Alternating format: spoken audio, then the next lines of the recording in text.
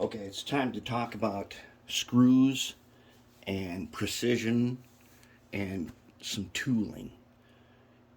So during this phase of contest building, I have spent, I would say, almost 40% of the time building tools and jigs and such. Like, for example, here's not just a motor tester, it's a gear assembler. It is also I got these screws here to create the OGM trucks, two axle, various things that I've made to replicate parts. So now we're going to talk about screws. All right. So in general, the screw that you use the most is going to be the 256 2-56 SAE screw. All right. So let's see, where do we got one here? Oh, we got a brass one there. Let's find a metal one. Here we go. All right. Let's put him out, and then let's take a machinist ruler. A machinist ruler. Oh, never mind. We already have one here. Okay, let's take a machinist ruler. All right, now let's talk a little bit about standards. Learning about standards in machining is something that you can spend a lot of time. You can watch tons and tons of videos on how standards blocks, and remember those 1, 2, 3 blocks I got? They're in use right now, so I can't show them to you. But standards blocks, they're a way of setting the standards. All right, so let's zoom in here. Okay, we got our ruler right there, right? We got a ruler right here. Okay, on this side of this machinist ruler, and so I got this on eBay. Check it out. You see that little scraping there? Okay, this ruler is like $50, but if you buy it with these defects in them, they're dirt cheap. You can get a couple for a few bucks. All right, so on one side it's 30 seconds and 64ths. On the other side, it is tenths and thousandths. Now, all the machines at the workshop that I have are their ultimate low-level default settings are in 1/1000ths of an inch. So the laser focuses in thousandths. See where it says hundreds? Okay, and this is really where you're looking for. When you're doing thousandths, you're looking at these two scales here, tenths. Here's 0.1 of an inch. Here's 0.1, and then 0 point and up to 1, and then thousandths on the milling machine. Let's see if we can get a focus on this. Can we focus? Maybe. Okay, so this one there's hundreds. So and there's not really a thousandths ruler, but my old calipers here, these will do thousandths. Oh crap, and it's on and the battery's running out again. Okay, you gotta be careful about these. You leave them on, they stay on, and they run there's a watch battery in here. Okay, this one will do millimeters, inches and thousandths, and fractional inches. Backside of this ruler is fractional inches. And this one, that'll go up to 1/28. This is 30 seconds and 64ths. It'll also do metric. All right, and there's different reasons. We don't need to recite the history of all that, but if you look up standards blocks and watch some videos on them, you'll find out why each system is the way it is. But they are all based on the same standards blocks, which were created back, I think, in the 1890s by a Swedish guy who figured out how to do hand scraping and so on. And all right, we're like 4 minutes in and we haven't even got to nothing yet. Let's look at something. Okay, here's a set from Kadee, the number 246 set. If you don't have this for HO scale in your tool supply, you need this. It comes with a tap drill, and a clearance drill. Okay, so the tap drill is roughly 1/16 of an inch. It's very, very close. It makes a hole that you can then tap for threads. The clearance drill will make a hole big enough to fit the screw through it without any threads. And when you're joining two parts, the bottom part should be threaded, the top part should be clear. That's just kind of the way it goes. It makes it so that you're not taking two threaded pieces and trying to put them together. All right, let's go back to this. Okay, so now here is a number 2. This is a 256 screw. In HO scale, 256 is the standard screw for almost everything. And I'm going to put it down by the ruler and we're going to zoom in. It doesn't matter. The length is nothing, but if you want a look at essentially what it should look like, that's it. Now here's the confusion. And this is by special request. Here is a number 4. This is a number 4 screw. Okay, it's quite a bit bigger. Okay, so sometimes you'll take something apart, you'll have unknown screws. Generally, if it's old, they will be number 2s.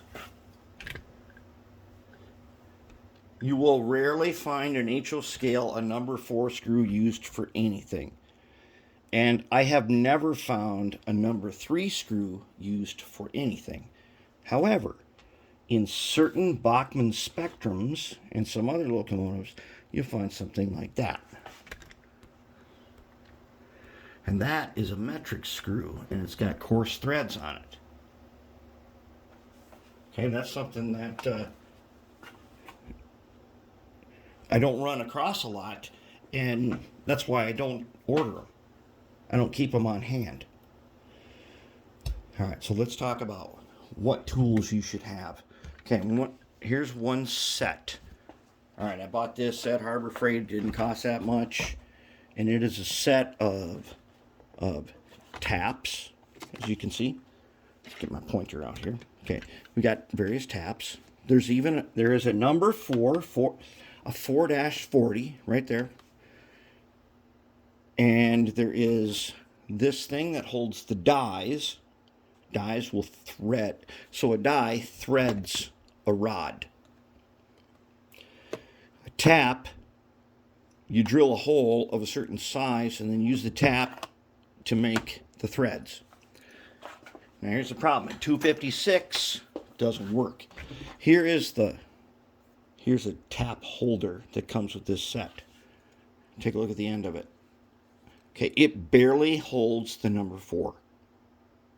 So if you get this and you get that Katie set, it's not going to work. Here is a holder that I got from, they don't have it right now on the Hot Wheels Redline shop, but here's a number 256 tap. And I got this holder, and it will hold this. The other one, this one will not hold it. It's too big. Even though side by side, this one looks smaller. This is the one that holds the 256. This one will not hold it. You're going to need a few because you're going to break some when you're learning. But thanks to our handy Marvel Air Tool oil, when you put a hole in something, and I'm going to give you another clue right now, using a 1/16 inch drill bit, which you can get in packs at any hardware store, it's close enough to a number 50 that you can then use the tap. You always want to put the Air Tool oil on here, and then you turn it with your hand. You turn it back and forth, back and forth, back and forth. Thread it out, clean it off, oil it, back in, and you keep doing it. Especially if you're doing aluminum. Okay, now here is a die that I got for 256. And I put a 1/16 inch hole, and then I threaded it with this guy, so I could screw this in set screw. I don't remember exactly what sizes I measured it, and I just bored it on my drill press. And I use this, I scribe some lines to make it centered. All right, and I'm going to tell you why I do that. Here is a 256 brass screw. And if you can get these, you get a whole bunch of them. I use these a lot because they're super easy to clip off the ends and clip them to any size you want. And then, because you'll get, if you use a side cutter, this is a side cutter. This is a heavy duty side cutter. But take a look at the jaws. See, they're not flush. When you clip something, it will, it'll kind of mess up the threads. And it will clip anything. It'll clip this steel. All right, so I clip these, and then I put a little oil, and I use this to clean up that bottom thread, and then I'll grind down the end with the motor tool. Actually, I'll grind down the end with the motor tool nice and flat, and then I will put it in here, and I'll make sure that the end is still threaded. And I just made this out of a piece of bar stock. That's pretty important. Here is a die for a number 40, for a 440. All right, so now we want to take a look at, let's quickly look at washers. Ace Hardware. I got these washers. Why do I want these washers? Setting truck height. Sometimes that pintle on the bottom of a freight car, you can't fit a washer like this one, which you can buy by the pound in some places. It's got a nice hole in it, but it's too small for a lot of pintles on freight cars. It's great for the 256, fits right in there. But that pintle is sometimes larger. So number 4, number 6. I bought these by a box, 100 pieces at Ace Hardware, a few bucks, not much. Okay, let us now consult. Compendio Secrete 1941. As we have done before, screw thread systems. For most trains, especially old ones, this is the ultimate chart. On page 1266 of the 1941 edition, it tells you everything you need to know. See that? A screw number 1, which I've never used and never seen, 64 threads per inch. A screw number 2, 56 threads per inch. And these are standard screw threads. 4 is 40. And a 6 is 32. A 6 is another common screw. I've never seen a 5. And I've never seen a 3 that I know of.